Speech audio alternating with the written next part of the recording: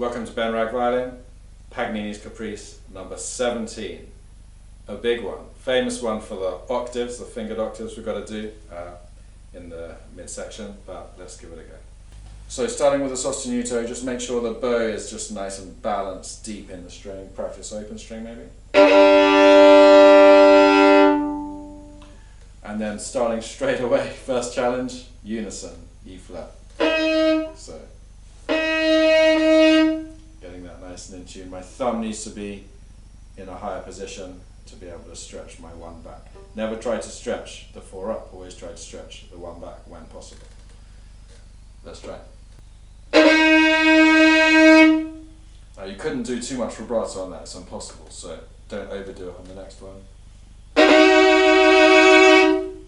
And into the chords, aim for this middle string a little bit away from the bridge.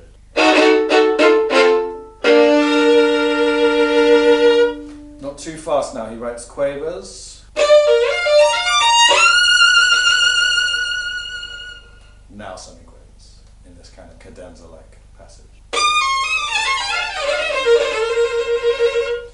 Here we have to still keep this trillion if you do the original bowing. Always go for the originals. Often editions change it to kind of ease it or formalize it, but try to meet the challenge. Always makes it more interesting. When we go up here, only a semi-quaver rest there, so basically get straight up if you can. More impressive, more brilliant. This is virtuoso music, right?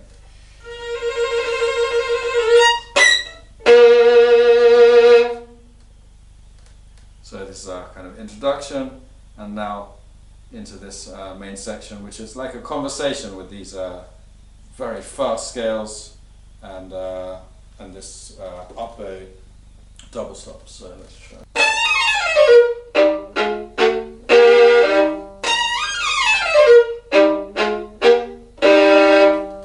So my bow stroke is whipped onto the tip in the E string if you do it starting up bow, which I like to do, because he writes it the scale in one bow and then the up bows in the same bow. So practice. And then you've got your up bows. So nice spring in the hand. So that's my kind of forte way of doing it. When I do this repeat, I'll of course echo it, although he doesn't say I echo it in piano. Then I have a slightly different way of starting. So I put the bow on the string then for the piano. And then in my up bows, they'll be more placed, so you could say more of a colle than a spiccato stroke. Because I suppose there's less momentum taking it off the string, so you can stay closer and get that nice clean start. And it gives a nice variation between the forte and piano characters too.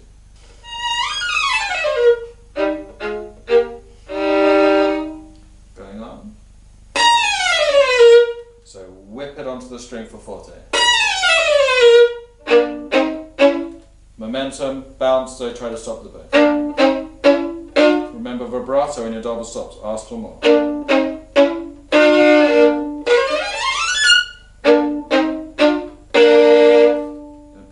Place it. Work the left hand, articulate. Articulate that left hand.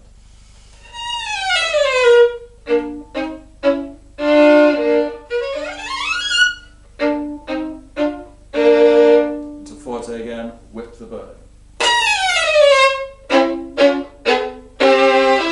Important timing in the left hand. Always prepare in the gap. I don't care if it's a rest or a staccato, it's a gap, prepare. When you practice slow, you'll even hear slightly the new fingers take over. When you go into tempo,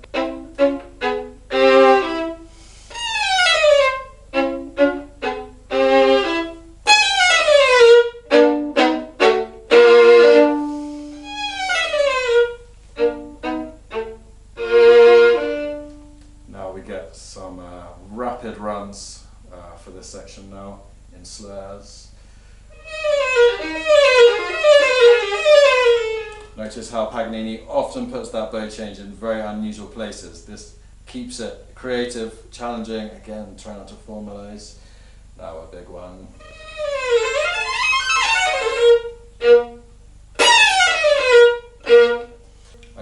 to shift. I just keep that thumb there. Now we go up. And a really long slur now.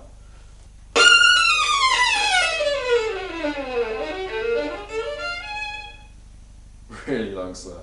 So again, you could split it, but I think it's nice to go for it.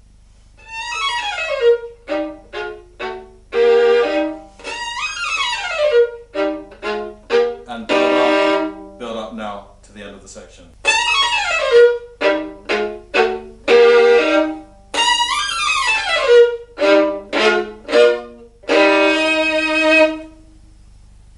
So that finishes that. So real conversation between those scales and the cheeky up bows.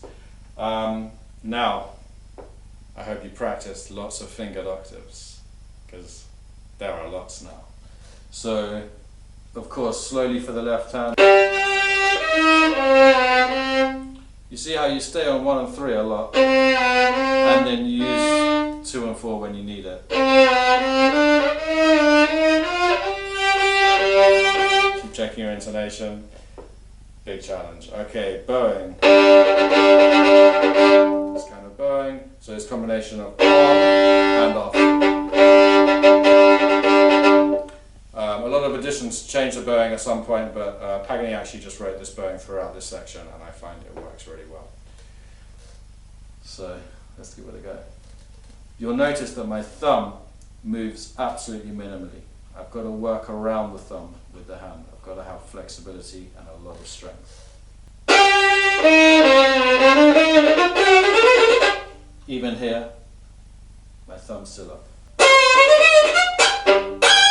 Notice how I got to stretch back here? I've got 2 and 4 and I stretch that 1 back. This is the easiest way to stretch the hand, the lowest part of the hand. Of course the thumb's not moving. Vibrato. Gotta really squeeze in there at the top. Still up on DNA now, using 2 and 4. Notice the fingering here. I'm going to go back up to 2-4. Take over 3-1 to 2-4 octave. If you can stretch the 4 on its own, that's possible as well. I find I can get more power with the 2-4. And going on.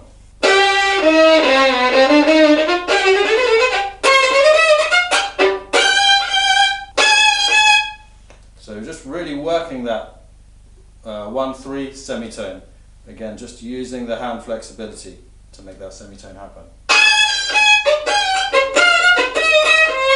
Now we've got the descending scale. Of course your thumb will have to move back a little bit here. But then keep it still. Okay, going on, or arpeggios kind of thing here.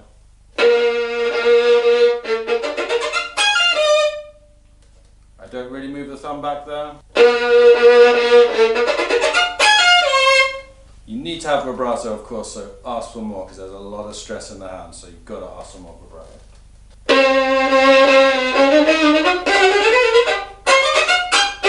Again, that stretch back, and finally, good twist in the arm, power into those fingers for the stretch, the strength, and the vibrato. Then he repeats, then you got the da capo, tiring, very tiring. So yeah, this is important things for Caprice number 17. Hope you enjoyed. See you next time for lots of thirds in number 18.